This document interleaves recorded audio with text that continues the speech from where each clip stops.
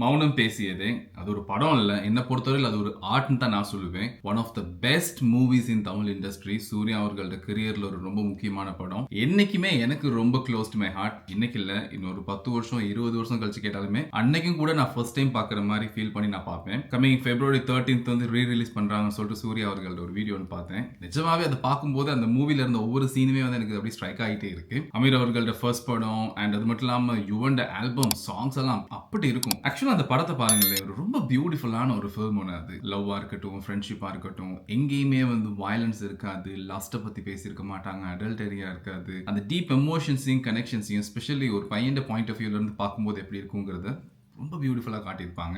என்னை பொறுத்தவரையில் ஹாய் மாலினி, கிருஷ்ணன், நான் இதை சொல்லியே ஆகணும் அப்படிங்கிற சூர்யாவை விட நல்லா தானேடா இருந்தீங்க, திடீர்னு எங்க இருந்துட்டா வருது இந்த லவ், அந்த சூர்யாவை தான் எனக்கு ரொம்ப பிடிக்கும். மௌனம் பேசியதுல வந்து சூர்யாவோட கேரக்டர் பாருங்களேன், அது ஒரு ட்ரீம் கேரக்டர். அதில் அப்படியே வாழ்ந்துருப்பாரு மனுஷன். எப்படின்னா வந்து எனக்கு பொறுத்தவரையில ரொம்ப ரொம்ப ரொம்ப பிடிக்கும். ஏன் அப்படின்னா வந்து அந்த அழகா டிசைன் பண்ணியிருக்காங்க. காலேஜ் லைஃப்லயும் மஜாவா சீனா இருந்துக்கிட்டு தண்ணி தம்மு நடிச்சுக்கிட்டு அட் த சேம் டைம் ஸ்டடீஸ்லயும் ஒரு மாதிரி பெஸ்டா இருந்துக்கிட்டு பொண்ணுங்க பின்னுக்கு அப்படி இப்படிலாம் சுற்றிக்கிட்டு சீனை போடாமல் ஒரு மாதிரி நல்லபடியாக காலேஜை முடிச்சுட்டு சொந்தமாக ஒரு பிஸ்னஸ் ஸ்டார்ட் பண்ணி ஒரு ரெஸ்டாரண்ட் ரன் பண்ணிக்கிட்டு வீட்டுக்கு போனால் சந்தோஷமாக பார்த்துக்கிறதுக்கு அம்மா அப்பா, ஈவினிங் ஆனால் ஃப்ரெண்ட்ஸோட பார்ட்டி ஜாலி, பொண்ணுங்க பின்னுக்கு சுற்றுறது இல்லை, கடலை போடுறது இல்லை, ஃபோன் எடுத்து காதில் வச்சுக்கிட்டு திரிறது இல்லை, புல்லட்டு சிங்கிள் சீட்டு, அந்த கேரக்டரேந்து ஒரு மாதிரி அது சொல்லும் போதே ஒரு மாதிரி ஃபீல் ஆகுது. அதுதான் வந்து ஒரு மாதிரி மஜா.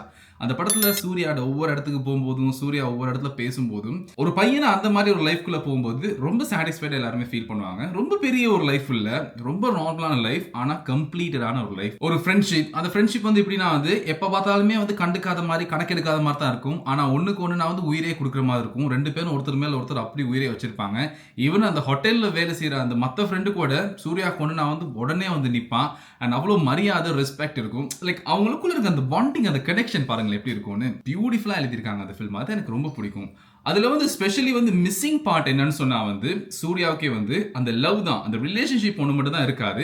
பட் ஆனா அதையும் கடைசியா காட்டி எங்க இருந்து அந்த லவ் வந்து கண்டினியூஸ் ஆயிருக்கும். காலேஜ் டைம்ல இருந்து அந்த பொண்ணு வந்து ஃபாலோ பண்ணிட்டு இருக்கும், சூர்யா லவ் பண்ணிட்டு இருக்கும். இப்படிப்பட்ட பையனுக்கு இந்த மாதிரி ஒரு லவ் வந்து லைஃப்ல எங்கேயாவது செட் ஆகும் அப்படிங்கறதையும் அழகா கொண்டு வந்து காட்டியிருப்பாங்க. அண்ட் யுவன் சாங்ஸ் எல்லாம் கேட்கும்போது அதுலயும் ஸ்பெஷலி இது அந்த பீட்